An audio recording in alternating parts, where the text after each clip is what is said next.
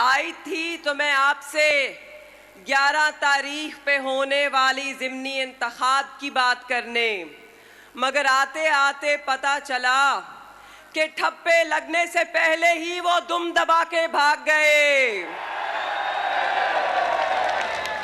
तो फिर माने या माने, बल्ला तो चल गया।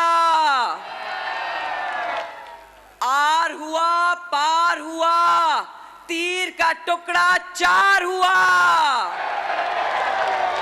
मगर जब भी आएगा इंतखाब, क्योंकि इंतखाब तो आना है, चाहे ज़िमनी हो चाहे जनरल हो, जब भी इंतखाब आएगा मेरा एक बहुत मुख्तसर सा पैगाम है आपके लिए।